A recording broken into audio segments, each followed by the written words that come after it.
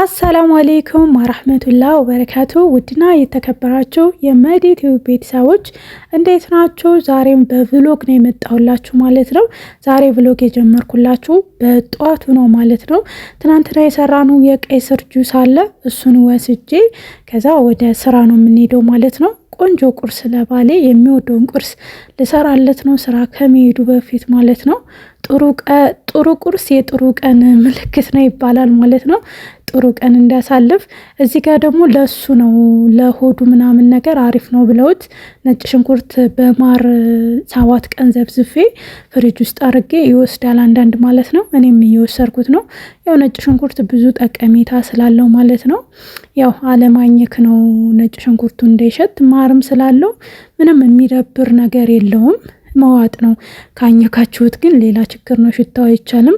እዚህ ጋር አይኔን የጨፈንኩት በጣም ቀዝቃዛ ነው ፍሪጅ ውስጥ ስለነበረ ለሱ ነው እንጂ አሪፍ ነው ጣዕሙ ማለት ነው።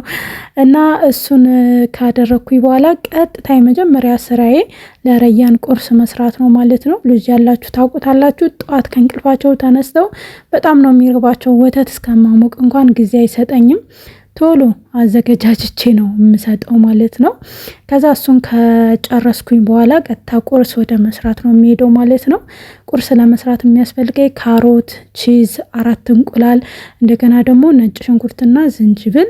ቃሪያውን ልፈጨው አይደለም፣ ያው ዝም እያጥቤ ስላዘጋጀሁት ነው። ከዛ 4 እንቁላሉን ቀቅለዋለሁ ማለት ነው። ከዚህ በፊትም ስለሰራሁት ያው አሰራሩ አዲስ አይደለም፣ ግን ባሌ በጣም ስለሚወደው እንትሉ መቀቀል ስላለበት የሆነ ቶሎ የሚደርስ አይደለም። ስጎ በደንብ መሰራት አለበት ምናምን ብቻ በጧት ስለተነሳሁኝ ይደርሳል ማለት ነው።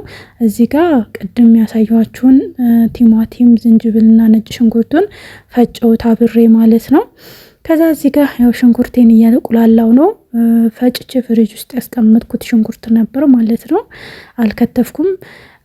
ያው በረዶ ቤት ካረጋችሁት ሽንኩርት በተለይ በርከት ያለ ቀይ ወጥ ምናምን ለመስራት በጣም ኑሮን ያቀላል ማለት ነው።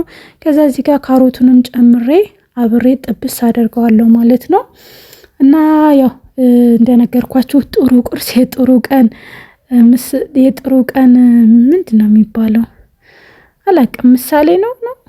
ጥሩ ቁርስ የጥሩ ቀን ማሳያ ነው። አላቅም ብቻ አባባል እንደዛ የሚባል አለ። ቅድም ብዬው ነበራ። ከዛ ትንሽ በርበሬ፣ በነገራችን ላይ በርበሬ አይደረግበትም ነበር፣ ግን ሰልሳ ስለሌለኝ የሆነ ቀላ እንዲል አይነት ብቻ ትንሽ በርበሬ ያደረኩበት። ከዛ ካሮቱም በደንብ ጥብስ አደረኩት ማለት ነው። እዚህ ጋር እንትሌም እየበሰለ ነው። ከዛ እዚህ ጋር ስጎም እንትን እያለ ነው። እናንተ ቆይ እንቁላል ስትቀቅሉ ስንት ደቂቃ ነው? እዚህ ጋር ስጎውን ሰርቼ ጨርሻለሁ፣ ግን እንቁላሉን እየጠበኩት ነው። በስሎ ይሁን አልበሰለ ይሁን 20 ደቂቃ ይላሉ አንዳንዶቹ ደግሞ 15 ደቂቃ ይላሉ። ብቻ እኔ በግምት ነው። ይህንን አጠፋሁትና ትንሽ ጠበኩትና ሰዓትም ገና ስለነበረ አውጥቼ ልጬ በዚህ መልኩ አዘጋጀሁት ማለት ነው። ከዛ ሰራሁት ስጎ ላይ ከላይ ማድረግ ነው። ከላይ ቃሪያውን ቺዙን አድርገን ቁርሳችን ያው በዚህ መልኩ ያልቃል ማለት ነው። ምንም የተለየ ነገር የለውም፣ ግን ባሌ በጣም ስለሚወደው ነው ማለት ነው። ያው ካሮቱ ምናምን ስለሆነ ደስ ይላል። ስጎ የሚያቃጥል ስጎ አይደለም፣ በርበሬ ስለሌለው። በርበሬ አለው ትንሽ ለከለር ነው እንጂ ሌላ ጊዜ ግን ሰልሳ ቢኖረኝ የሆነ ለጣዕም ያክል እንደ ቅመም ያክል ነው እንጂ አላደርግበትም ማለት ነው። በዚህ መልኩ ቁርሱን አቀረብኩኝ ማለት ነው። ከዛ ቁርስ በልተን ከጨረስን በኋላ ነው እኛ ሻይ የምንጠጣው። ከዛ ሻያችንን ጠጣን። እሱም ወደ ስራ ሄደ። እኔም ደግሞ ወደ ቤቴ ስራ ቀጥላለሁ ማለት ነው። አብራችሁ ይህንን ቪዲዮ ስታዩ ሰብስክራይብ አድርጋችሁ ካልሆነ ሰብስክራይብ ማድረጋችሁን እንዳትረሱ ማለት ነው።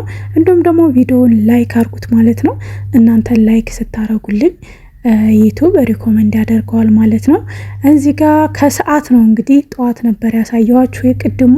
ከዛ ቤት አጽድቼ ምናምን ብዙ ስራዎችን ሰርቼ ከሰዓት ደግሞ እስኪ ለረያን ጁስ ልስራለት ብዬ ልሰራለት ነው ማለት ነው። በተለይ መወፈር የምትፈልጉ ካላችሁ ይህንን ጁስ ሞክሩትና ለውጥ ታዩበታላችሁ። ረያን ትንሽ መወፈር ስላለበት ይህንን ጁስ እየሰራውለት ነው ማለት ነው። እና እዚህ ጋር እኔ ያደረ የተጠቀምኩት 1 ሙዝ ነው ማለት ይቻላል። ትንሽ በሰል ያለ ስለነበረ ያው በሰል ያለውን አልፈለኩትም። እሱን እንትን ብዬ ሁለቱ ነው ግማሽ ግማሽ አንድ ሙዝ ነው የተጠቀምኩት። ከዛ አንድ ብርጭቆ ወተት፣ ከዛ የለውዝ ቅቤ፣ ከዛ ደግሞ ማር ማድረግም አለማድረግም ትችላላችሁ። ሎሚ ማድረጋችሁበት በደንብ እንዲጠጣችሁ መጠቀም ትችላላችሁ ማለት ነው። እኔ ስሰራ ዋናው ደግሞ 5 ቴምር ማለት ነው አድርጌያለሁኝ። እናንተ 7 ማድረግ ትችላላችሁ እንደፈለጋችሁ። ግን ዋናው የሚያወፍረው የለውዝ ቅቤው ነው። ቴምሩም ወተቱም ሁሉም በቃ የሚያወፍሩ ነገሮች ናቸው። ከቻላችሁ ጧትና ማታ፣ ካልሆነ ደግሞ ወይ ጧት ብቻ ወይ ማታ ብቻ። እኔ አሁን ረያን ተኝቶ ከሰዓት ይተኛል። ወደ 8 ሰዓት ላይ ተኝቶ ወደ 11 ሰዓት ላይ ይነሳል።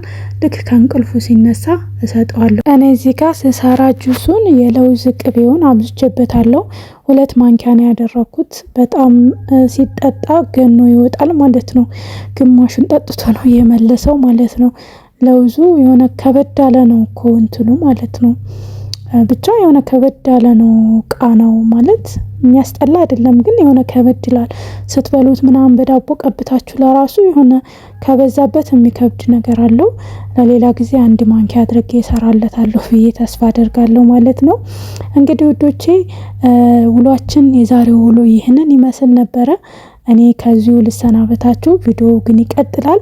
በሌላ ቪዲዮ እናንተን ይጠቅማል፣ ያስተምራል ብዬ ባሰብኩት ቪዲዮ እስከምንገናኝ በያላችሁበት ሰላማችሁ ይብዛ። ባይ ባይ።